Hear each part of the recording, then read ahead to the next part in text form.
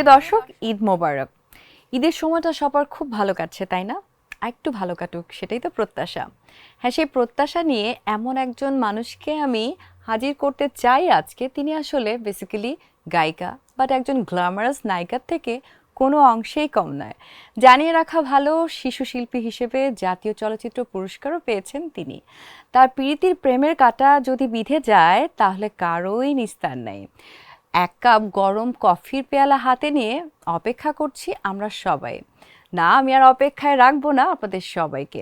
Welcome করছি Rongdhonu group presents star আড্ডা, powered by Ramada ভাই উইনধামে। আমি শ্রাবণ্য তৌহিদা আছি এবং আমার সাথে আছেন very very gorgeous our very own Laila Akhi Alamgir. Hello, Eid মোবারক। ঈদ মোবারক। তোমাকে ঝলমলে একটা পরি লাগছে। শোনো, আমাদের প্রোডিউসার আমাকে বলেছে ঈদ তো ঝলমলে কাপড় পরবেন। আমি এত ঝলমলে পরেছি যেন লাইট কমে ফেলতে না, হয়। তুমি হচ্ছে ঝলমলে না পড়লেও অলওয়েজ তুমি ঝলমল করতে থাকো আসলেই। না, ও যে আমার চয়েস নিয়ে সন্দেহ প্রকাশ করেছে, এই বিরক্তিতেই আমি রাগ করে আজকে পুরা যত বাংলাদেশের চুমকি আছে সব গায়ে মেখে চলে এসেছি। আসলে মানে আমরা আখি আপুকে অলওয়েজ দেখি খুব টিপটপ, গুছানো, গর্জিয়াস অল দ্য টাইম।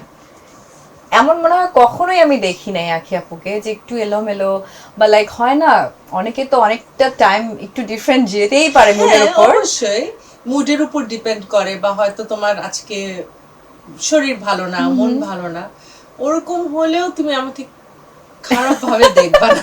সেই জন্য আমাদের প্রোডিউসারের উচিত কি করানো তাকে। এই যে শাস্তি লাইট নিয়ে সমস্যা হচ্ছে, একটু সময় লেগেছে। যাই হোক, এবার আসি ঈদের প্রসঙ্গে। কোরবানির ঈদ খুবই চিরাচরিত একটা কথাই থাকে যে গরু নাকি খাসি, দুটাই দুটোই। হ্যাঁ, এটাও খুব কমন যে দুটোই। হ্যাঁ, দুটাই হয়। আমাদের আসলে ট্রেডিশনটা এরকম চলে ঈদের সময় যে মানে গরুর হাটে যাওয়া, গরু নিয়ে আসা। মেয়েরা তো আর সেটা করি না, কিন্তু আমরা যেটা করি বাসায়, গরুকে খুব সুন্দর করে সাজিয়ে দেয়া, খাওয়ানো, নাম রাখা, এগুলো তো এখন কি করা হয়? আমি তোমাকে তোমার পুরো একটা ধারণা পাল্টে দিই। সেটা হচ্ছে আমি হাটে যাই। এরকম একজনকে আমি পেয়েছি যে হাটে যায়। আমিও যেতে চাই, আমি কিন্তু আমি সাহস করি না। চুলে একটা ঝুটি করি, একটা জিন্স পরি, একটা গেঞ্জি পরি, মাস্ক লাগাই, সাথে ভাই থাকে, চলে যাই। বাহ! কিন্তু বেসিক্যালি হাটে যাওয়াটা কি মানে ভালো লাগা, একটা চাইল্ডহুড মেমোরিজ নাকি? কোনো চাইল্ডহুড মেমোরি নাই, ছোটবেলায় তো আর যাইনি, কিন্তু এটা এখন ভালো লাগে, মানে শখ। কেন যেন আমার ছোট ভাইয়ের সাথে, আমরা 3 ভাই বোন, বোনের সাথে একরকম ইকুয়েশন, ভাইয়ের সাথে একরকম ইকুয়েশন। বোনের সাথে যখন থাকি তখন মেয়ে হয়ে থাকি, যখন ভাইয়ের সাথে থাকি তখন ছেলেদের মতো করতে থাকি। আমি ভাইয়ের সাথে সেলুনে গিয়ে চুল কেটেছি। হ্যাঁ, তো পাগলামি করি আর কি। তো ওর সাথে অনেকবারই আমার হাটে যাওয়া হয়েছে। তো হাতে গিয়ে মানে গরুর ক্রাইটেরিয়া কি থাকে যে আমাকে রেড কালার এরকম একটা গরু কিনতে হবে, সবার সাথে আমরা একটু লাল গরু পছন্দ করি, এটা ঠিক, লাল গরুটাই খুঁজি। আর প্রতিবারই তো একটা বাজেট থাকে, এই বাজেটের মধ্যে এবার বাজেট কত ছিল? বাজেট করে লাভ নেই, কারণ গরুর দাম অনেক বেড়েছে এবার। হ্যাঁ, তো বাজেটটা বলা যাবে না এবার। না, বাজেট মানে যেটা ছিল সেটা ছাড়িয়ে গিয়েছে। তারপর রাস্তা দিয়ে যখন গরুটা নিয়ে যাওয়া হয় তখন এই যে আশেপাশে মানুষ জিজ্ঞেস করতে থাকে কি ভাই কত দাম, আমরাও জিজ্ঞেস করতে থাকি কত কেন যেন মনে হয় আমরা হারলাম, অন্যরা জিতে যাচ্ছে। তো সবার মধ্যে এই কম্পিটিশনটা থাকে যে আমাকে উইন করতে হবে, তাই না? দামটা একটু না, ওটা বললে কিন্তু ভুল, হ্যাঁ ওটা বলা যাবে না, একদম অ্যাকচুয়াল প্রাইস বলতে হবে। এবং খুব খুশি মনে তোমাকে গরু নিয়ে আসতে হবে এবং গরুকে ভালোবাসতে হবে। দুটো সিনারিও হয়। আমি বলি, যে গরু কিনে মানে যে যাচ্ছে, সে যখন দেখে যে অন্য পাশে যে আছে তার মনটা একটু খারাপ হয়ে গেল, সে কিন্তু হেসে ওঠে। ভাইস ভার্সা চলতেই থাকে এটা।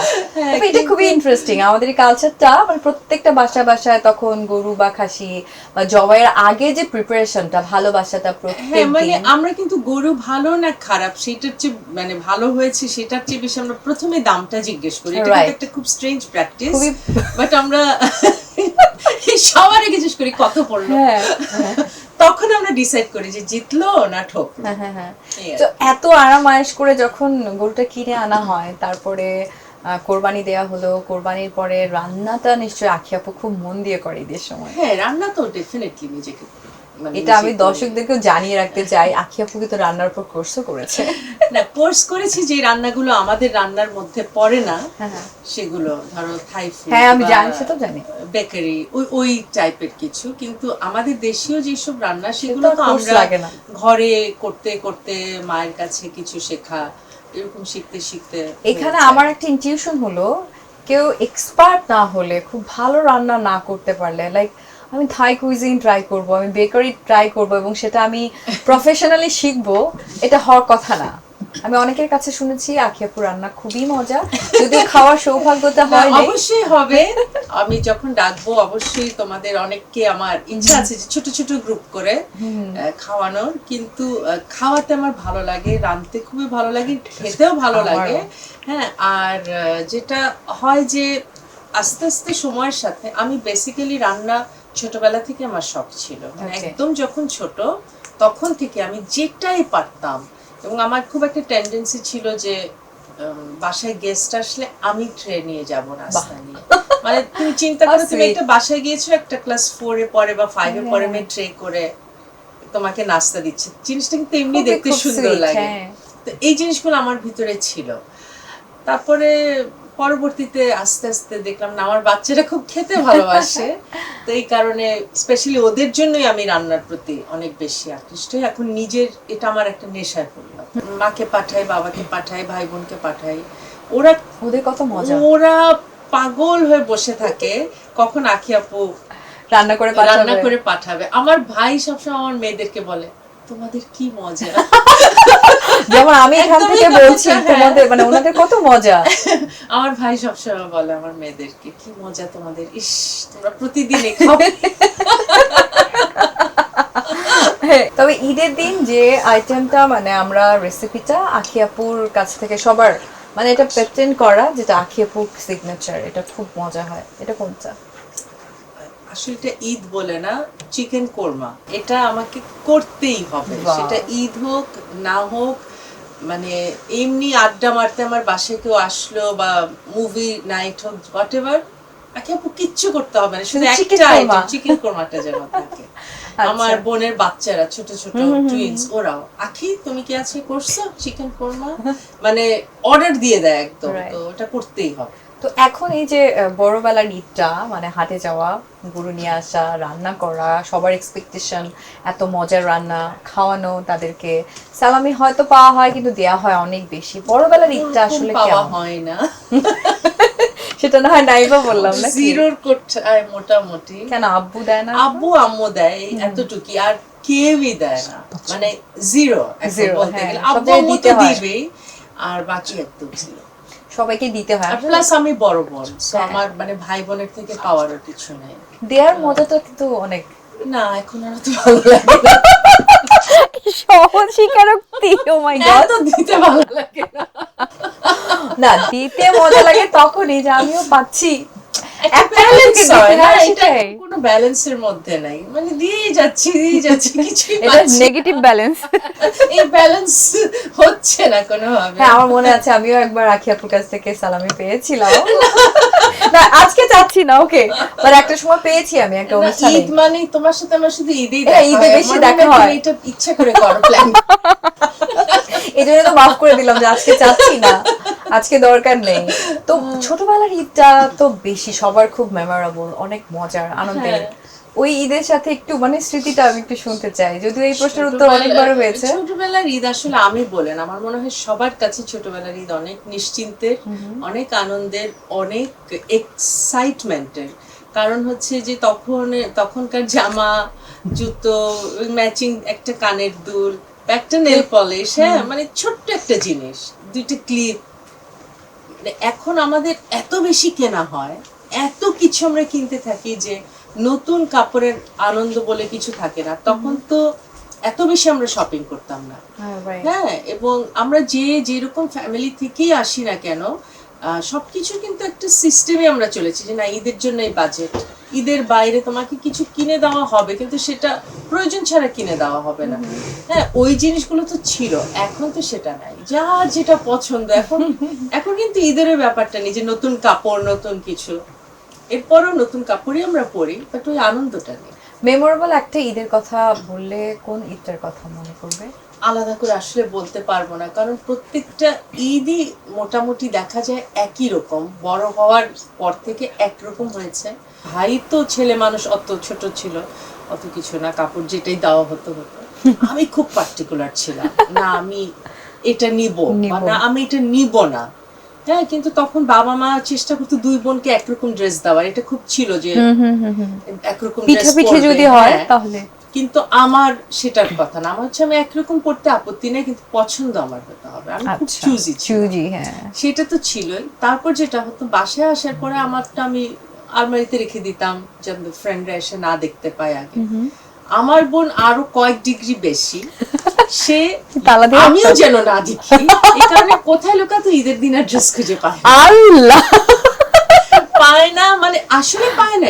তারপর ও ফাইনালি খুঁজেই পায় না, পুরনো ড্রেস পরে কাঁদতে কাঁদতে, মানে অতি চালাকি করতে গিয়ে ওর হ্যাঁ ওইভাবে পুরনো ড্রেস পরে ঈদ, ওর মন খারাপ সবকিছু, কারণ ও তো ছোট মানুষ, ও কোথায় রাখছে ভুলে গেছে। পরে অনেক দিন, প্রায় 15-20 দিন পরে চালের গামলার ভিতর এটা খুবই এপিক স্টোরি, পলিথিন করে ওইটা একদম নিচে রেখে দিয়েছিল, যখন চালটা শেষ হয়েছে কাপড়টা তখন পাওয়া গেছে। ও মাই গড, আসলে আমি এই স্টোরি কোথাও শুনিনি। This is really different. Drum থাকে না, বড় বড় ড্রাম, তখন চাল রাখা হতো স্টোরে, ওইটা। তবে এই যে লুকিয়ে রাখার টেন্ডেন্সিটা সবার মধ্যে ছোটবেলা থাকে, এখনকার জেনারেশনের মধ্যে কিন্তু সেটা নাই, বিকজ এখন নতুন বলে কিছু নাই, আজকে কিনলাম আজকেই পড়তে হবে। হ্যাঁ, আবার অনেক থাকে, আগে তো একটা দুটো থাকতো বা স্পেশাল থাকতো। হ্যাঁ, হয়তো ঈদ কে কেন্দ্র করেই শপিংটা বেশি হতো, তাই না? দুইটা ঈদ, তারপর বার্থডে, এরকম, বা আমরা হলিডেতে দেশের বাইরে গেলাম তখন অনেক শপিং করলাম, সারা বছর কেনা হতো না। এখন তো সারাদিন পার্সেল প্যাকেজ। আচ্ছা, পার্সেল প্যাকেজের কথা যখন আসলো, তাহলে আখিয়াপুর একটা মানে নিজস্ব ডিজাইনার কালেকশনও আছে, মাকমাল, তো সেখানে তো সব শাড়ি আমার, ব্যাপারটা তো এরকম না? হ্যাঁ, সব শাড়ি, সব শাড়ি, মানে কতগুলো শাড়ি হবে সেটা? আসলে অনেক শাড়ি আছে, আর আসতে থাকে যেতে থাকে, এরকম তো থাকেও না শাড়ি, ভালোই আলহামদুলিল্লাহ সেল হয়। আবার অনেক সময় দেখে যে আমি পেজেই ঢুকি না, আচ্ছা, মানে থাকে না আমি মানে টায়ার্ড ফিল করছি বা আমার কাজের প্রেশার, তখন দেখে যে অনেক মেসেজ জমা হয়ে যায়, আমি পেজে ঢুকি না বা আমি রেসপন্স করি না। এটা মেইনটেইন করার জন্য তো মানুষ আছে, আমি মেইনটেইন করি পুরোটা। হ্যাঁ, আমি এত ব্যস্ততা, এটা আমার একটা খুব বাজে অভ্যাস যে আমি কাউকে দিয়ে কিছু করাতে পারি না। আচ্ছা, করলেও আবার আমি করতে থাকি, খুব খুঁতখুঁতে, অনেক বেশি খুঁতখুঁতে। মানে ধর আমার বাসায় রং হচ্ছে, এর মধ্যে আমার বাসায় রং চলছে, ওয়ালপেপারের কাজ চলছে, কিচেন ভাঙা হবে, সবকিছু চলছে। আমার লোক আছে যে বসে থাকবে, মিস্ত্রি সবার সাথেই করে, তারপর দেখে যে আমিও বসে আছি, আমিও একটা কফি ফোন নিই, আপা আপনি ভিতরে যান, না না আপনি করেন, অসুবিধা নেই, মানে আমার থাকতে হবে। হ্যাঁ, এটা কিন্তু একটা ভালো দিকও আছে, খুব ভালো দিক আছে, কিন্তু এটা একটা পেইন কার জন্য? আমার জন্য, অন্যের জন্য আশীর্বাদ, আমি আমার জন্য পেইন না, অন্যের জন্য আশীর্বাদ। আচ্ছা, এটা ইন্টারেস্টিং, আমার কাছে জানতে চাই আমি, মখমলের যদি কোনো শাড়ি আখি আলমগীর পরে, সে কি নিজেকে পে করে? না না, ধরো আমি যদি পরি, সেটা আমি ফটোশুটের জন্য পরি, ফর পাবলিসিটি পারপাস। বাট মখমলের শাড়ি যেটা আমি পরে ফেলি, সেটা আমি আর সেল করি না, মানে সেকেন্ড কপি থাকলে সেল করি, বাট আমার পরা শাড়িটা আর সেল করি না। আমি বুঝতে পেরেছি, আমি ওটাই বলতে চাচ্ছি, সেটা কি নিজের কাছে নিজেকে টাকা দেয়া? না না, কেন? ওই যে বিজনেস না, আমার তো ইন্ডিভিজুয়ালিটি না, আমার হিসাবও নাই কোনো কিছু। ওকে, আমার মেয়েরা জিজ্ঞেস করে, আম্মু এখন সোফা তুমি কি ইনকাম করছো বা এসএমএস? আমার মাখমালের খামারটা আছে, ওটা খালি, যদি কোনো টাকা নাই। আচ্ছা, আমি আসলে হিসাব রাখতে পারি। আবার আরেকটা প্রশ্ন মাথার মধ্যে সবসময় ঘুরে আখি আপুকে দেখলে, যেমন আমার মতো একটা ছোট মানুষ যার বাসায় খুব বড় একটা ওয়াকিং ক্লোজেট আছে, আমার রাখার আর জায়গা নেই, তোমার এরকম কয়টা ওয়াকিং ক্লোজেট আছে? আমার ক্লোজেট, আমার বাসায় সম্ভবত 14 থেকে 15টা ক্লোজেট আছে।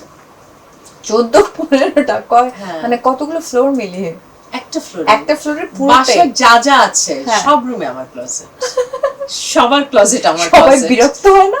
মানে আমার মেয়েরা বলে তুমি যেটা আমাদের আছে এটা বাদ দিয়ে দাও, আমাদের গুলো ফেলে দাও, এখানে তুমি এটাও How নাও, sweet, how এটাও sweet. নাও তুমি। তাও আমার হয় না স্টোর করা, সুটকেস করা, মানে এখন আর হয় না, আচ্ছা, এক্সট্রিম হয়ে গেছে। বুঝতে পেরেছি। মানে এটাতে কখনো নিজের প্রতি টায়ার্ডনেস আসে না যে না না, আমি tired আর হয় শপিং না। করব না? হ্যাঁ, প্রতিদিন ভাবে এটা। প্রতিদিন। আমি একবার কিন্তু মনে থাকে ফেসবুকে না। পোস্ট দিয়েছিলাম যে আমি আর শপিং করব না। 31 ডিসেম্বরে এতগুলো শপিং ব্যাগ নিয়ে আমি প্রতিজ্ঞা করিতেছি যে এই বছর আর শপিং করব না, কিন্তু এটা ছিল 31 ডিসেম্বর। ও আচ্ছা, আমি এক তারিখ থেকে আবার করতে পারবো। রাইট। মানে বাসায় কেউ কি বলে যে তোমার আউটগোয়িং করো, মানে ইনগোয়িং হচ্ছে সব, আমাকে সবাই বলে যে তুমি আউটগোয়িং করো, তোমার যেগুলো পুরাতন ড্রেস আছে 5-6 সেটা কি বছর করব আসলে আমি জানি না। মানুষকে দিয়ে দাও, আমাকে বলে না না, এটা। আমি মানুষকে দেই, ট্রাস্ট মি। আমি বক্স করে করে মানুষকে দিয়ে দেই, কিন্তু মানে আমার কাপড়ে অনেক রহমত, টাকায় নাই। মানে দিলেও কমে না, দিলেও কম টাকা না। কমে যায়। এত হ্যাঁ, অগণিত যে দিলে কাপড় কমে না, হবে। কাপড়ে এত বরকত কোত্থেকে আসে আমি যে এই বরকতটা বেশ টাকায় থাকতো, আচ্ছা। দিয়ে দিয়েও বাড়তেছে, বাট Nice. ওটা হয় না। কাপড় দিয়ে দিলাম 2-3 বস্তা, আমার মেয়েরা বলে ও আম্মু ফাইনালি দিচ্ছ? হ্যাঁ দিচ্ছি, কিন্তু জায়গা কোথায়? আলমারির জায়গা হলো না কেন আমি জানি না। কারণ ওটা রিডিপোজিটেড হয়েছে আবার নতুন করে। বরকত হয়ে গেছে। অটোমেটিক্যালি কাপড় মনে হয় কাপড় থেকে কাপড় গজায় আমার। এটা যার বোঝার সে বুঝে নিয়েছে, তাই না? এটা বাকি কথা আমি বলতে চাচ্ছি না, বাট আমরা বুঝে নিয়েছি। হোয়াটএভার, এটা তো আমি শুধুমাত্র শাড়ির কথা বললাম বা ড্রেসের কথা। সব অর্নামেন্টস কতগুলো আছে? অনেক অনেক না? মনে রাখো কিভাবে যে মনে ওইটা থাকে ওই না বছর তো। কিনেছিলাম, ওটা খুব মনে স্পেশাল। কিছুই থাকে না, কিছুই হারিয়ে মনে যায় থাকে যদি? না, হারিয়ে যায়, চুরি হয়, নষ্ট কিন্তু হয় না, কারণ যত্নে রাখা। আচ্ছা। নষ্ট হয় না, কিন্তু চুরি হয়, অনেক চুরি হয়। আমি সেটা বুঝতে পারি কে চুরি করে। কে চুরি করে? এটা কি আর বলা যায়? আচ্ছা, বাহ, এটা তো মজা যে মালিক জানে চুরি কে করছে, কিন্তু সে কোনো অ্যাকশন নিচ্ছে না। না, কারণ আর আরেকটা একটা কেমন চুরি লাগবে। আমি এরকম জব চাই আখি আপু, আমি তোমার এই জবটা চাই প্লিজ। তোমার জিনিস আমি চুরি করব, তারপর তুমি আমাকে কোনো পানিশমেন্টও দিবে না, ঠিক আছে। আমাকে অলওয়েজ তোমাকে এখনই রিক্রুট করা হলো। সিরিয়াসলি আমার খুব মজা লাগছে আড্ডাটা দিতে পেরে, মানে খুবই ইন্টারেস্টিং বিষয় আমি জানতে পারতেছি আখি আপুর। তো যাই হোক, আমি একটু এবার কাজের প্রসঙ্গে ফিরবো, নাকি বর্তমান সময়টা যেরকম অস্থির, আমি দেখতেছি মিডিয়াটা অস্থির, সবকিছুতে অস্থিরতা, ভাইরাল টেন্ডেন্সি। চলো আমরা ভাইরাল কথা বলি। ওকে, আমরা ভাইরাল ইস্যুতে কথা বলতে চাই, কিন্তু একটা ব্রেক নিয়ে ফিরে আসি। হ্যাঁ দর্শক, যারা এই মুহূর্তে আমাদের এই আড্ডাটা দেখছেন, ভাইরাল ইস্যু নিয়ে নিশ্চয়ই আপনাদের ইন্টারেস্ট অনেক বেশি, তাই না? এই ইন্টারেস্ট আছে বলেই কিন্তু আমি এই টপিকসটা নিয়ে আসতে চাচ্ছি। তবে সেটাতে ফিরবো একটা ছোট্ট ব্রেকের পর। আপনারা দেখছিলেন রংধনু group present sister Adda, powered by Ramada ভাই উইন্ধাম। আমি শ্রাবণত আছি, আখি আপুকে নিয়ে ফিরছি একটু পরেই।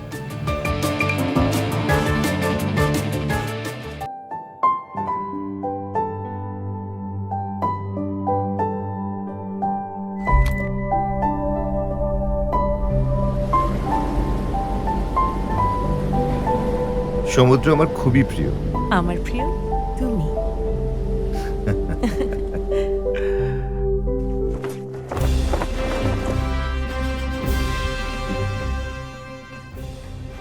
ইট পাথরের শহরে থাকতে থাকতে একদম ক্লান্ত হয়ে গেছি, তাই একটু রিফ্রেশমেন্ট দরকার, বুঝতে পেরেছো? এই জন্য তোমাকে এইখানে নিয়ে আসছি। দেখো ভিউটা। ওয়াও, তাই তো। অনেকদিন পর তোমার সাথে আবার কক্সবাজার আসলাম। এখানে ঝিনুকপুরাতে এসে তোমাকে খুঁজে পেয়েছি। স্টপ, এসব খাওয়া যাবে না, তেল চর্বি দিয়ে ভরা।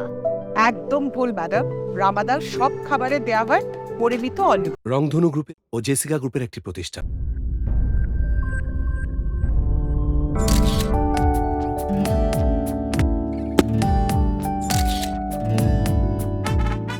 বৈষম্যের দেয়াল ভেঙে তৃণমূলের প্রতিভাকে জাতির সামনে তুলে ধরি আমরা।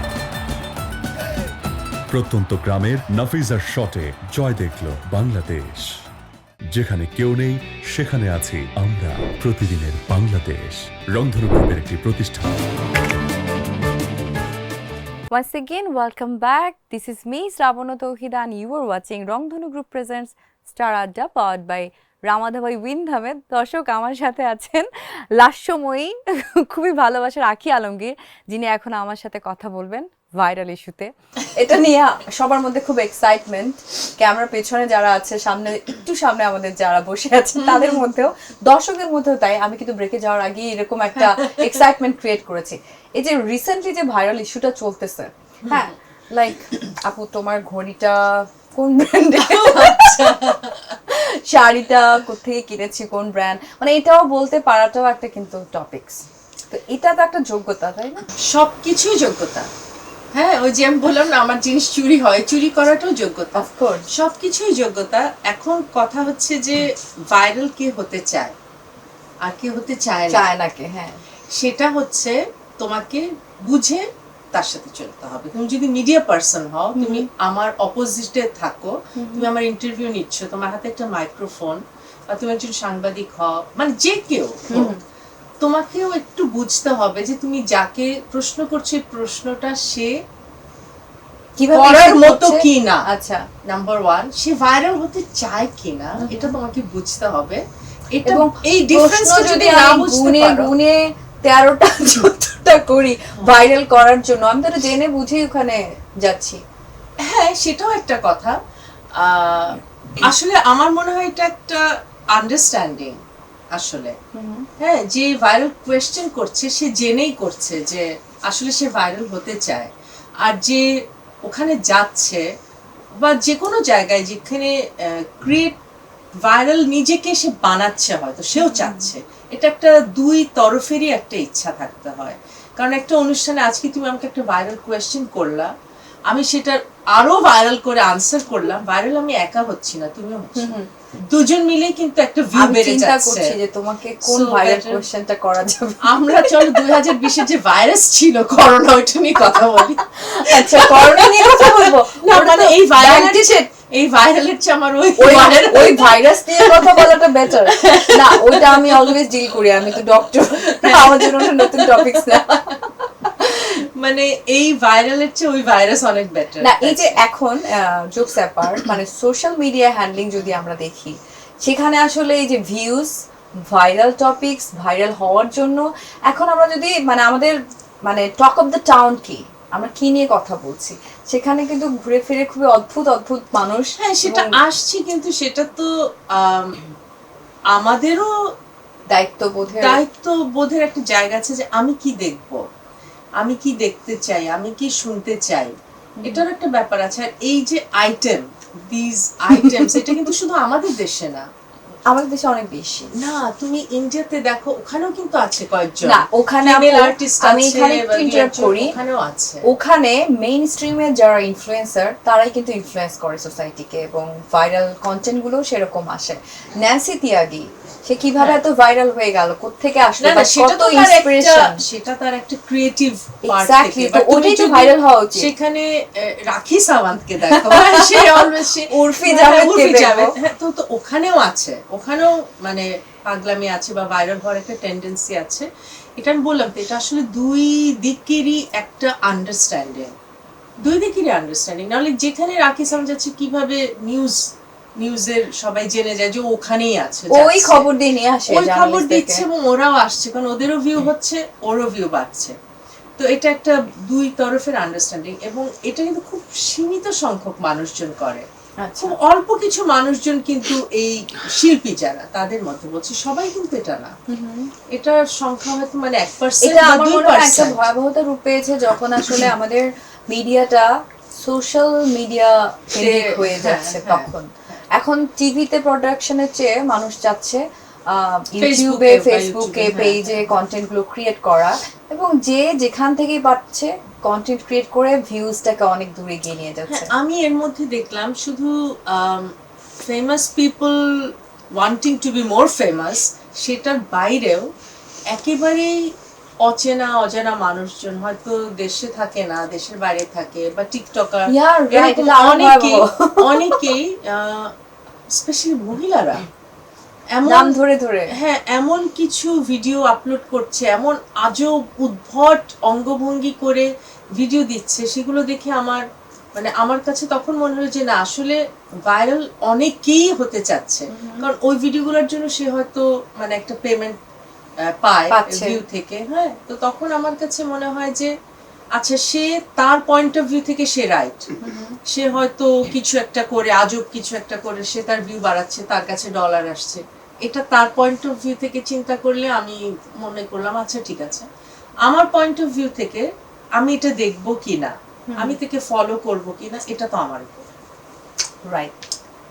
কিন্তু আমি তাকে 100% দোষ দিব না, সে 50% হয়তো সমাজের তুমি ওভাবে চিন্তা করলে যে হয়তো সে দোষী, আমি তাকে দোষ দেওয়ার কেউ না, কিন্তু যদি তাকে দোষ দিয়েও থাকো সে 50% দোষী, বাকি 50% আমার দোষ আমি যদি তাকে দেখি।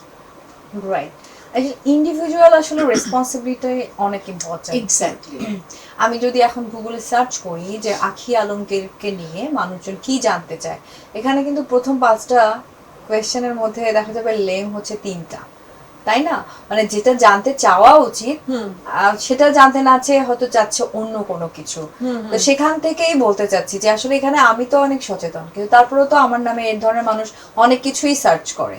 করতেই পারে, it's your point of view, তোমার পার্সপেক্টিভ, তুমি কিভাবে বড় হয়েছো, তুমি কোন ফ্যামিলি ব্যাকগ্রাউন্ড থেকে এসেছো, এবং তুমি তোমার বাসায় কি পরিবেশ রাখতে চাও, হ্যাঁ, সেটার উপরেই অনেক কিছু ডিপেন্ড করে। তোমার হাতে একটা মোবাইল আছে, এটাতে তুমি টাকা দিয়ে নেট কিনলা, এখন এই টাকা দিয়ে খরচ করা নেট তুমি কিভাবে ব্যবহার করবা, কিছু জানতে, কিছু দেখতে, নাকি শুধু মানুষকে ট্রোল করতে বা এসব আজে বাজে জিনিস দেখতে, এটা তো তোমার উপর ডিপেন্ড করে। হ্যাঁ, এই যে সেলিব্রিটি হওয়াটা মানুষের কেন্দ্রবিন্দুতে থাকা আকর্ষণের, এটা তো একটা প্রেশারও সামটাইমস, যখন এই যে ট্রল বা কোনো কারণে আমি হচ্ছে নিউজের হেডলাইন এবং খুবই উল্টা পাল্টা নিউজের হেডলাইন, সেই প্রেশারটা আসলে কিভাবে অ্যাবজর্ব করা? না, এটা কোনো প্রেশারই না, এটা আসলে ম্যাটার করে যদি আমি বলতাম এটা বিফোর 20 ইয়ার্স আর ওরকম সময়, তখন হয়তো আর্টিস্টরা অনেক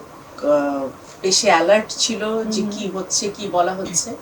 এখন thanks to all the viral things কোনো কিছুই ম্যাটার করে না, আচ্ছা, কিছু ম্যাটার করে না এখন, কারণ আজকে তোমাকে নিয়ে কথা হচ্ছে, কালকে তোমার সাবজেক্ট হাওয়া হয়ে যাবে, আর একটা নতুন ম্যাটার চলে আসবে। এটা কিন্তু হচ্ছে, বারবার হচ্ছেও না।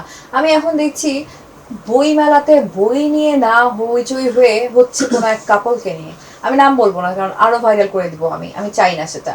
আবার রিসেন্টলি ফেসবুকে ঢুকলেই বা ছোট ছোট রিলস আকারে আরেক কাপলকে নিয়ে চলছে টানাটানি কথাবার্তা, মানে তাদের বয়সের পার্থক্য হোক আর যে কারণেই হোক, এবং তারা খুব মজা পাচ্ছে। আমি তোমাকে বললাম এটা আমি কথা বলছি না, এটা তারা চাচ্ছে বলে হচ্ছে। ওকে, সেটা তুমি বইমেলা বলো বা যে কোনো কিছু বলো, আমি বললাম তো যাকে ভাইরাল আর্টিস্ট আমরা বলি, সে ভাইরাল হতে চাচ্ছে বলেই সে ভাইরাল হচ্ছে, এখানে কেউ জোর করে কিছুই করছে না, এবং কোনোটাই কিন্তু স্ক্যান্ডাল না, কোনো কিছু না, তারা ওপেনলি সব বলছে, আমরা সেটা ওপেনলি গিলছি, গিলে খামাখা তাদের দোষ দিচ্ছি। কিছুই না, খুবই আশ্চর্য, আজ খুবই কিছু হচ্ছে না, এগুলো সব নর্মাল থিংস হ্যাপেনিং এভরিওয়্যার, কিন্তু তারা চাচ্ছে এটা নিয়ে আলোচনা হবে। এটা কি অ্যালার্মিং না? Definitely alarming. এখন তুমি চাইলে, বললাম তো, তুমি দেখবে কি দেখবে না, এটা তো তোমার উপরে। মানে একটা ভালো কন্টেন্ট আসলো, একটা ভালো গান আসলো, সেটা নিয়ে হইচই খুব একটা হচ্ছে না, হচ্ছে না, কোনো না, কিছু একটা নেই। গান তো তোমাকে 4 মিনিট ধরে জাস্ট গানটা মনোযোগ দিয়ে শুনতে হবে, কিন্তু এগুলো তো তুমি এন্টারটেইনড হচ্ছ অনেক বেশি, অনেক ইজিলি। তো এইগুলোর একটা সাময়িক ইম্প্যাক্ট তো থাকবেই, বাট এটা খুবই সাময়িক। তুমি দেখবে চেঞ্জ হচ্ছে, কিন্তু সাবজেক্ট চেঞ্জ হয়, মানে আজকে 7 দিন, 1 মাস, 2 মাস, 3 মাস, তারপর কিন্তু সে নাই, আবার আর একটা নতুন কোনো কিছু নিয়ে আবার হচ্ছে। সো এগুলো তো মানে স্থায়ী না। এখন পর্যন্ত শোনা আখি আলমগীরকে নিয়ে সবচেয়ে হাস্যরসাত্মক রিউমার বলি বা এই টাইপের কোনো নিউজ বলি, সেটা কি ছিল? এর মধ্যে কোথায় যেন দেখলাম একটা লেখা, এরোপ্লেনে যাত্রীদের গায়ে দুর্গন্ধ ছিল বলে আখি আলমগীর প্লেন থেকে নেমে গেলেন। আমি তোকে পাঠাবো, সিরিয়াসলি আমি দেখেছি, মানে এটা নিউজ ছিল। দেখি স্বপ্ন থেকে আসলো নাকি কিভাবে আসলো নিউজ? গায়েবী ভাবে পীর বাবারা যদি থাকে হয়তো পেয়েছে, বাট নিউজটা আমি নিজে চোখে দেখেছি। আচ্ছা, আমাকে একজন আর্টিস্ট পাঠিয়েছে নিউজটা দেখে, যাকে সুন্দর আমার নিউজ। তো এখন আর নিউজের ডিটেইলসটা পড়তে ইচ্ছে করছে, কোন প্লেনের বসেছিল, কোথায় যাচ্ছিল এবং কাদের পাশে বসেছিল। সো আসলে কি বলবা তুমি, দিস ইজ দ্য মানে এখন হ্যাপেনিং থিং। হ্যাঁ, তো এই কারণে বললাম যে তুমি বললে না কিভাবে ডিল করেন, we make fun of this things, আমরা হাসি। হেসে উড়িয়ে দিতে পারলে তো খুবই ভালো। আমার মনে হয় মেন্টাল স্ট্রেংথটা এক্ষেত্রে অনেক বেশি জরুরি, কনফিডেন্স এবং সেই সাথে সবাই হাসে, বিশ্বাস করো। কেউ যদি ভেবে বসে যে তাকে নিয়ে দুটো কথা বলাতে সে আর্টিস্টটা ডিপ্রেসড হয়ে মরে গেল, সুইসাইড করবে বা পাগল হয়ে গেল, বিশ্বাস করো কিচ্ছু হয় না। সে নিজের ফ্রেন্ডদেরকে পাঠায়, হ্যাঁ দেখ আজকে আমাকে নিয়ে কি লিখছে, ট্রাস্ট মি ইট হ্যাপেন্স। ওকে, যাই হোক, আমরা আসলে এইটা নিয়ে আজকেও এরকম হাস্যরসাত্মক গল্প করার চেষ্টা করছি, বাট জিনিসটা খুবই অ্যালার্মিং ওয়েতে ছড়িয়ে যাচ্ছে। আমি চাই না যেটা হোক। কেন ছড়াচ্ছে জানো? কারণ সবার ভিতরে এই জিনিসটা এসেছে যে আমরা একজন প্রতিষ্ঠিত নারীকে বা প্রতিষ্ঠিত পুরুষকে যে আমার চেয়ে বেটার জায়গায় আছে তাকে অনলাইনে ওপেনলি কিছু একটা বলতে পেরেছি, এবং ওটার ভিতরে আমরা একটা পৈশাচিক আনন্দ অনুভব করি। এটা হচ্ছে আমাদের মূল্যবোধের, মনুষ্যত্বের অবক্ষয়। এটা তাদেরকে বুঝতে হবে, কিছু হচ্ছে না আমাদের। 80% আমরা দেখতেই পাইনি, বাহ, জানতেও পারিনি। যদি কখনো কোনো কিছু একটা দেখে ফেলি, আমরা নিজেরা ওগুলো শেয়ার করি, আমরা নিজেরা মজা করি। হ্যাঁ, সো কিছু হয় না। বেটার নিজে কিছু একটা হওয়ার চেষ্টা করো, আদার দেন মানুষকে বা সেলিব্রিটিদেরকে টার্গেট না করো। অনেক অনেক আসলে ভারী ভারী একটু কথাও হয়ে গেল, বাট খুবই দরকারি কথাগুলো আমরা বলবার চেষ্টা করলাম, যে আড্ডা শুধু ফান যেন না হয়। না, দরকারিটা কেন জানো? যে আমার তুমি ছিলা বলে হয়তো আমি সাবজেক্টে কথা বললাম, নাহলে এসব সাবজেক্টে আমি কথা বলা পছন্দ করি না।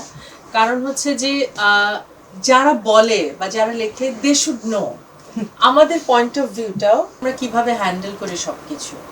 হ্যাঁ, তো আমরা কিন্তু আসলে মানে এটাতে খুব একটা কিছু যায় আসে না। যাই হোক, আমি জানি আখি আপু খুবই কালারফুল মাইন্ডের একজন মানুষ। হ্যাঁ, সেখান থেকে রংধনু গ্রুপের ব্র্যান্ড অ্যাম্বাসেডর হিসেবে কাজ করা এবং রংধনু বিল্ডার্স এর যে টিভিসিটা, এটা তো একটা গ্র্যান্ড টিভিসি ছিল। হ্যাঁ, রামাদের জন্য করেছি, হ্যাঁ, এবং বিল্ডার্স এর তো আলাদা ছিল। হ্যাঁ, তো ওটার এক্সপেরিয়েন্স একটু শুনতে চাই, পুরো ফ্যামিলি নিয়ে সেই টিভিসিটা করার এক্সপেরিয়েন্স। হ্যাঁ, সেখানে ছিলেন আমাদের কিংবদন্তি শিল্পী রুনা লায়লা, আমার বাবা অভিনেতা আলমগীর, ফেরদৌস আমার জুটি হিসেবে ছিল। সুন্দর জুটিটা ছিল। আবার আমাদেরও মানে আমাদের ফেরদৌসেরও একটা বাচ্চা দেখানো হয়েছে, লুবাবা, সিমরেন লুবাবা ছিল।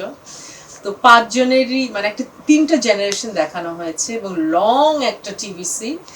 খুব ভালো লেগেছে। প্রথম কথা, ফেরদৌসের সাথে আমার কাজের অনেক অভিজ্ঞতা আছে এবং সে বন্ধু, কাজে তার সাথে আমি কমফোর্টেবল অনেক। কিন্তু বাবার সাথে বা আন্টির সাথে ওরকম অত তো কাজ করা হয় না। আর ওনারা এত বড় মাপের শিল্পী হিসাবে যদি আমি কথা বলি, তাহলে তো আমরা ওনাদের কাছে একেবারে কিছু না। ওনাদের সাথে কাজ করা এবং স্পেশালি আব্বুর সামনে অ্যাক্টিং করা, মানে আব্বুর সামনে যাই করি না কেন, অ্যাক্টিং এর বস এর সামনে অ্যাক্টিং করা তো ডিফিকাল্ট। আর কখনো আব্বুর সাথে তো অভিনয় করা হয়নি আমার, তো ওই টেক গুলো দেওয়া। হ্যাঁ, তো মানে খুব সুন্দরভাবে 1 টেকে 2 টেকেই দেখি, মানে রুনান্টিরও 1 টেকে হয়ে যাচ্ছে, আব্বুরও হয়ে যাচ্ছে, আমারও হয়ে যাচ্ছে, ফেরদৌসের। মানে আসলে বড় গুণী মানুষদের সাথে থাকলে তোমার ভালোটাই বের হয় অবশ্যই। হ্যাঁ, তো খুব সুন্দর কাজ হয়েছে। এটা একটা লাইফ টাইম আসলে এক্সপেরিয়েন্স, এরকম একটা কাজের মধ্যে রংধনু গ্রুপ, রামাদা, সেই সাথে রংধনু বিল্ডার্স এর যে টিভি সেটটার কথা বলছিলাম, সব মিলে মানে রংধনু গ্রুপের সাথে কাজ করার যে এক্সপেরিয়েন্স, এবং রেনি রোজ বিউটি পার্লারেও কাজ করা হয়েছে, সেটা আরো অনেক আগে। আসলে টিভিসি তো আরো টুকটাক করেছি, তিব্বতের হয়ে করেছি, বা আরো নোভা ইলেকট্রনিক্স করেছি। আমার আরো টিভিসির অনেক অফার থাকে, বাট আমার কথা হচ্ছে যে আমি তো, আমার পরিচয়টা কিন্তু একজন মডেল না, আমার পরিচয়টা একজন সঙ্গীত শিল্পী। তো আমাকে ওই জায়গাটায় রেখে তারপরে আমাকে যদি সুন্দরভাবে ইউটিলাইজ represent করা করতে হয়, পারে। সবকিছু মিলে সম্মান বলো, একজন শিল্পীর সম্মানই বলো, সবকিছু কিন্তু একটা সুন্দর সম্মানের হওয়া উচিত। সেগুলো যখন মিলে এবং আশেপাশের মানুষগুলোর সাথেও যখন আমার মনে হয় যে না আমার ওয়ার্কিং এনভায়রনমেন্টটা ফ্রেন্ডলি হবে, সুন্দর হবে, তখন আমি কাজটা করি। এবং আমাকে অনেকে আমার অনেক কাজের কথা জিজ্ঞেস করে, আমি না অনেক কাজের গল্প করতে পারি না, কারণ আসলে আমি অনেক কাজ করি না। আচ্ছা, বেছে বেছে কাজ করা আমি হয়, কিন্তু আসলে তারপরেও আসলে কিন্তু আমি অনেক কম কাজ করি। আমাকে অনেক এটাও প্রশ্ন করে, আপনি কি টিভিতে দেখি না কেন, আপনি কি আগের মতো গান করেন না? আমি আসলে একই রকম ভাবে গান করছি এবং আমি সবসময় এভাবেই গান করেছি, যে আমি টিভি খুললেই আমার চেহারাটা সারাদিন দেখবেন।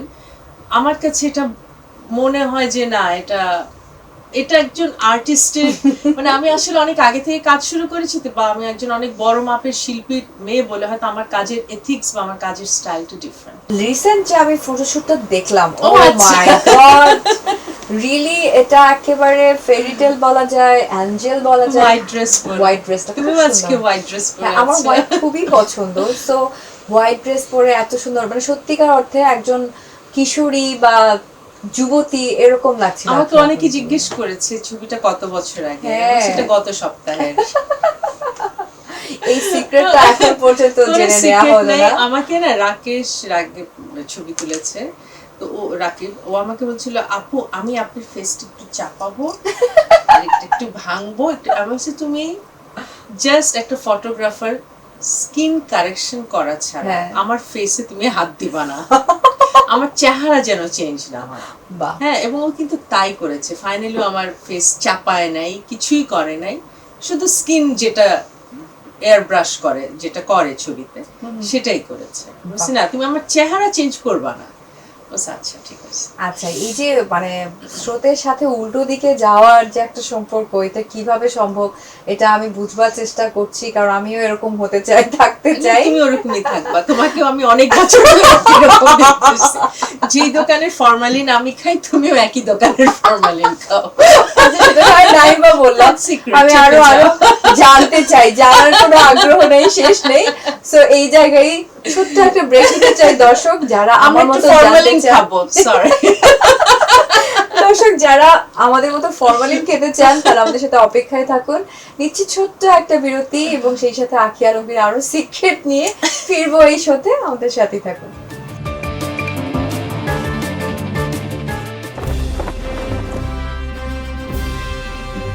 ইট পাথরের শহরে থাকতে থাকতে একদম ক্লান্ত হয়ে গেছি, তাই একটু রিফ্রেশমেন্ট দরকার।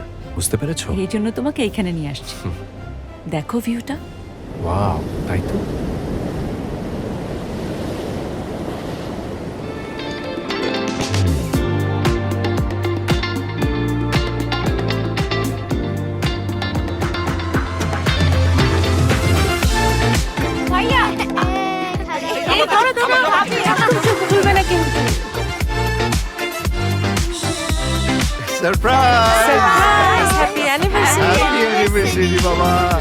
কলাতলি, কক্সবাজার। রামাদা রংধনু গ্রুপের ও জেসিকা গ্রুপের একটি প্রতিষ্ঠান।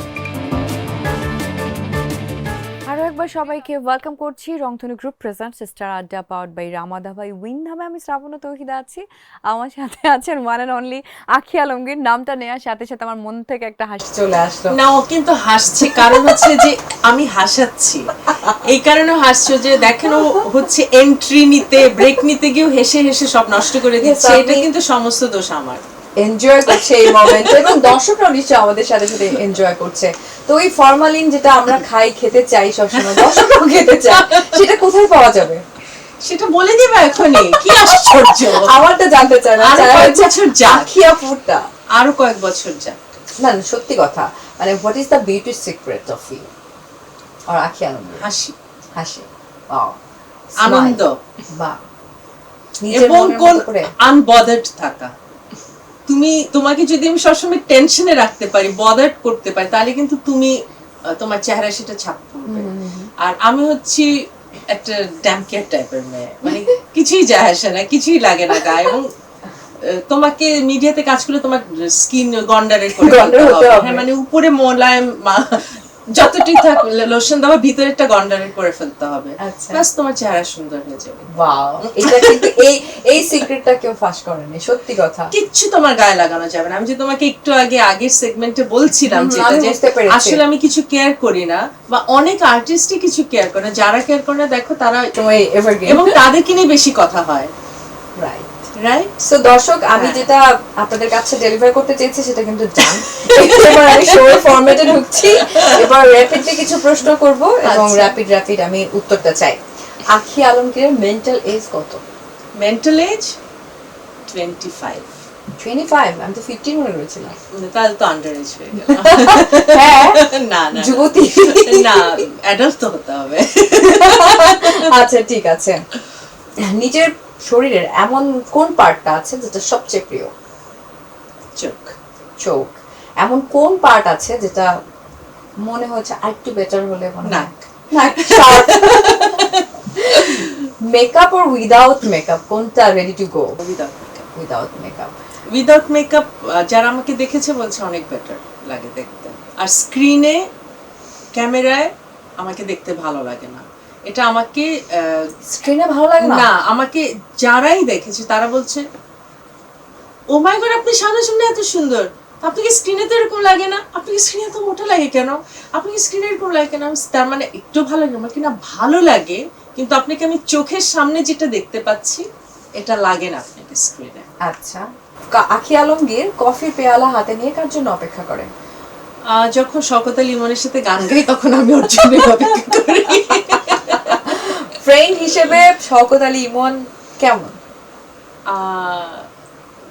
Very very sweet, very childish. Very childish. আর না, ফ্রেন্ড চাইল্ডিশ থাকাই ভালো, হ্যাঁ, সেটা খুবই ভালো। কথায় কথায় অভিমান, কথায় কথায় গালাগালি, এই আর কি। জীবনে প্রথম উপার্জন কত টাকা ছিল? ন্যাশনাল অ্যাওয়ার্ড পাওয়ার পরে যে টাকাটা এসেছিল আর কি, উইথ অ্যাওয়ার্ড, সেটা ছিল। আজ পর্যন্ত যতগুলো গান আছে তার মধ্যে থেকে মানে ক্লোজ টু হার্ট কোন গানটা সবচেয়ে বেশি? যেই গানে আমি ন্যাশনাল অ্যাওয়ার্ড পেয়েছি 2018-তে, গল্প কথার গল্প লেখে, সেটা। সেটাই, মানে আমি তো বলেছিলাম, ইন্ট্রোটা দিয়েছিলাম এই কারণে, জাতীয় চলচ্চিত্র পুরস্কার পাওয়াটা এটা অনেকেই জানে এতদিনে, কিন্তু তারপরও কেউ যখন শুনে যে অভিনেত্রী হিসেবে ন্যাশনাল অ্যাওয়ার্ড আছে, সিঙ্গার হিসেবে আছে, হ্যাঁ, এত ন্যাশনাল অ্যাওয়ার্ড, কেউ যদি ন্যাশনাল অ্যাওয়ার্ড চুরি করে তখন কি হবে? তখন কি মাফ করে দিবে? না, আসলে ন্যাশনাল অ্যাওয়ার্ড কেউ যদি পুতুলটা কেউ চুরি করে ফেলে, এটা তো খুব বাজে একটা বিষয় হবে অবশ্যই, কিন্তু অ্যাওয়ার্ড যেটা দেখতে পাওয়া যায় সেটা আসলে পুতুলটা থাকলো কি না থাকলো সেটা কোনো বড় ব্যাপার না। আচ্ছা, কিন্তু যে সম্মানটা তুমি পেয়ে গেছো ওটা তো কিছু হবে না। অনেক বড় বড় মানুষের অস্কারও চুরি হয়ে গিয়েছে পুতুলটা, হ্যাঁ, কিন্তু তার সে যে অস্কার পেয়েছে আমরা সবাই জানি। রান্না করতে খুব ভালোবাসে সেটা তো জানি আমরা, বাজার করতে কতটুকু ভালোবাসে? অবশ্যই পছন্দ। তাহলে পেঁয়াজের দাম কত? এই মুহূর্তে আমি আলাদা করে দাম দেখি না, আমি জাস্ট বলি 1 কেজি দাও বা 2 কেজি দাও। আচ্ছা, কোন জিনিসটা দামাদামি করে কিনতে পছন্দ করে আখি আলমগীর? আমি আসলে দামাদামি করি না, আমার কোনোটাই খুবই না? খারাপ লাগে দামাদামি করতে। আমার কাছে মনে হয় যে একটু লাভ করলে করুক না, তার তো প্রয়োজন। নিজের আসলে অনেক ধরনের খামখেয়ালি থাকে, অনেক সিলি অনেক ব্যাপার থাকে, আখি আলমগীরের সেটা কি? এটা এখানে থাকবে মানে এটা এখানেই থাকবে। এটা সিলি না, এটা খুবই ডেঞ্জারাস। এটা কি অনেকটা ওসিডি টাইপের? পুরাপুরি ওসিডি। আচ্ছা, আমি একটু ভয় পেয়েছি। তাকে এটা দিয়ে আমার কথা বলতে চাই না। এখন ঘুম থেকে উঠে আখি আলমগীর দেখলো সে আখি আলমগীর না, হয়ে গেছে একটা ছেলে, কি করবে সে? আমি আখি আলমগীরকে নক দিব সবার আগে। Smart, very nice. নক দিয়ে কি বলবে? Are you free tonight? আচ্ছা, বুঝতে পেরেছি। এটা খুব সুন্দর একটা মানে এই মুহূর্তে যদি আখি আলমগীর 1 কোটি টাকা দিয়ে দেওয়া হয়, সে কি করবে? এফডিআর করব। ও মাই গড, সিরিয়াসলি? আসলে আমি তোমাকে ভালো বুদ্ধি দিলাম। ভালো তো, আসলে আমি তো কখনো চিন্তা করিনি 1 কোটি টাকা আমি পেলে আমি চিন্তা করতাম এই বাকেট লিস্টের নেক্সট, মানে বাকেট লিস্ট তো কতই থাক, মানে বেশিরভাগই পূরণ হয়ে গেছে। না, এটা হচ্ছে টাকার সাথে সম্পর্কিত না। আমি নতুন প্রশ্ন, হ্যাঁ, বাকেট লিস্টে কোথায় যাওয়ার ইচ্ছা, নেক্সট ডেস্টিনেশন? আমার আসলে আমার ডেস্টিনেশন যেখানে যেখানে যাওয়ার কথা, সামহাও মানে আল্লাহর রহমতে আমার কাজের সুবাদে মানুষের টাকায় আমার সব দেশ দেখা হয়ে গেছে। So, শুধু মানুষের টাকা না, গিয়ে আবার গান গিয়ে টাকা নিয়ে চলে আসে। So, আমি খুবই ব্লেসড একজন মানুষ। আমার ইজিপ্ট যাওয়া হয়নি। আচ্ছা, এখানে শো করা বাকি আছে। এখানে শো হোক বা না হোক, শো ছাড়াও তো বেড়াতে যাই আমি, বছরে 1-2টা হলিডে আমি করি ফ্যামিলি নিয়ে। ইজিপ্টটা যাওয়া হয়নি। কি কোনো স্বপ্ন আছে যা পূরণ হয়নি? আমি আমার মেয়েদেরকে প্রায় বলি যে আমি যখন একদম ফাইনালি আমার সব দায়িত্ব শেষ, আমি সব কিছু শেষ করব, আমি বছরের অর্ধেকটা আমি ইউরোপের কোনো গ্রামে একটা এরকম ছোট্ট ঘরে থাকবো। এই কারণে আমি এই ছবিগুলো খালি শেয়ার করি না, এগুলো আমি খালি এগুলোর ভিতরে আমি আমাকে খুঁজে পাই, এই কারণে আমি এত শেয়ার করেছি। আমার কিন্তু এই প্রশ্ন মানে এই উত্তরের মধ্যে আরেকটা প্রশ্নের উত্তর চলে এসেছে। আমি জানতে চাচ্ছিলাম যে শেষ জীবনে নিজেকে কোন জায়গায় দেখতে চাও তুমি? আমি ইউরোপের কোন একটা আমি গ্রামে যাযাবর হিসেবেই দেখি। যাযাবর হিসেবে।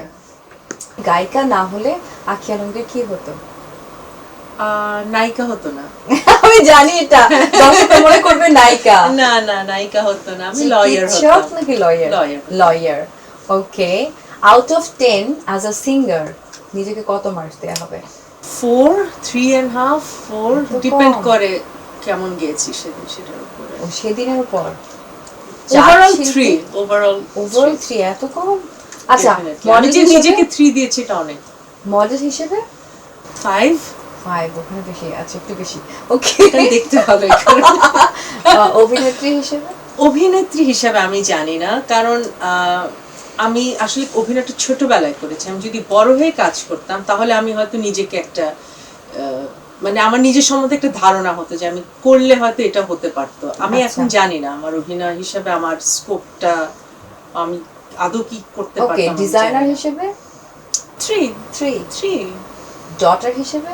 এটা বাবা মা নাম্বার দিলে ভালো হতো, বাট আমার মনে হয় ডটার হিসেবে আমি 7। As a mother 8। সবচেয়ে বেশি 8 মাদারহুড। আমার মাদারহুড খুব এনজয় করা হয়। হ্যাঁ, আমার ফার্স্ট পরিচয় এটা। চিট ডায়েটে যে জিনিসটার জন্য খুব বেশি ক্রেভিং হয় বা চিট করা হয়? Chocolates. Chocolates, dark or sweet? Both. Okay, very well done. আমার খুব ভালো লাগলো কথা বলে। র্যাপিড ফায়ারও অনেক ছিলাম তো আমি। হ্যাঁ, অনেক বেশি, বরঞ্চ আমি স্লো ছিলাম। আমি আরো ভেতর থেকে জানার চেষ্টা করছিলাম অনেক কিছু। ওই যে প্রিয় মানুষ হলে একটা আড্ডা থেকে দিলে আরেকটায় কিন্তু চলে অনেক যাওয়া। অনেক অনেক কিছু জানা যায়। একেবারে শেষ পর্যায়ে আমাকে তো অবশ্যই বিদায় নিতে হবে। আচ্ছা, আমি শ্রাবণ্য আমার ঈদিটা আমি স্যাক্রিফাইস করলাম, চাইলাম না। হ্যাঁ, কেন? আচ্ছা তুমি দিলে আমি খুশি হব। দর্শকদের ঈদিটা অবশ্যই আমি চাইবো যে দর্শকরা যেন আখিয়া আলমগীরের কাছ থেকে কিছু একটা পায়, সেটা গান হতে পারে, কোনো পারফরমেন্স হতে পারে। কি করা যায়? আচ্ছা, মিডিয়া থেকে ভালো ফ্রেন্ড হয়? কম, খুবই কম, খুবই রেয়ার হয় না বলতে গেলে। আচ্ছা, 2 বান্ধবী মিডিয়ার, হ্যাঁ, গসিপ করছে। ও মাই গড, এটা তো মানুষকে দেখানো যাবে না। আচ্ছা, তাহলে কি এর চেয়ে শপিং করছে, ভয়ঙ্কর শপিং এর কিছু- গল্প করছে, আর কিছু একটা? আচ্ছা, আমি তোমাকে বলি, হ্যাঁ। মনে করো আমরা একজন ফিমেল আর্টিস্ট, তার নাম এক্স। ওকে, এখন তুমি এক্স কে নিয়ে আমার সাথে Bitching করবো? আমরা দুজন বিচিং করবো এক্স কে আচ্ছা, নিয়ে। দাও সামনাসামনি। হ্যাঁ, ওকে, তুমি বললা কিছু দেখাতে হ্যাঁ। হবে দর্শক, কিন্তু আমরা কিভাবে আমি করি সেটা দেখাই। ঠিক আছে। জানিস ওই দিন না আমার সাথে দেখা হয়েছিল, ওই যে এক্স আচ্ছা। আসছিল, একদম কি যে খ্যাত। খ্যাত মানে ও তো তাও ধার করা কাপড় পরে, জানিস, একটাও নিজে কিনে না, সত্যি? সব স্পন্সর, ওই দিনেরটাও সব। ও তো মনে হয় বিয়েতেও স্পন্সর নিছিল, তাই না? হ্যাঁ, ওর বিয়ের খরচও তো ওইভাবে উঠে গেছে, মানে হানিমুনটাও সব সব সব স্পন্সর। কিপটা, জামাইটাও কিপটা, ও কিপটা। এত টাকা করেটা কি? টাকা মনে হয় সব বোটক্স আর ফিলারের খরচ করে। সেটাও বোঝা যায়, কিন্তু একদম স্বীকার করে না সে। কিন্তু ভাল লাগে না, না? হ্যাঁ, একটু আর্টিফিশিয়াল লাগে। আমার কাছে ন্যাচারাল জিনিস খুব পছন্দ। আমরা যেরকম না, আমাদের মতো কেউ না, একদম, হ্যাঁ। এই পুরো মিডিয়াতে তুই আর আমি কিন্তু আমরা কিন্তু কিচ্ছু করি না, জাস্ট আমরা দুইজন, হ্যাঁ। আর বাকি সবাই সবাই করে। কিন্তু ফেক, এবং সবাই এসব সবাই। করে, কিন্তু কেউ হ্যাঁ। মুখে বলে না। হ্যাঁ, আমি তো আরো ডাক্তার, আমি তো আরো বেশি করে জানি যে এটা কোনটা ফিলার, কোনটা বোটক্স, এটা দেখে কিন্তু বোঝা আমাদের যায়। কাছে লুকায়, চিন্তা হ্যাঁ। কর। কিন্তু আমরা দুইজন ন্যাচারাল বিউটি শুধুই পুরা পৃথিবীতে, আর বাকি সবাই কিন্তু করে, আমি বলে দিলাম।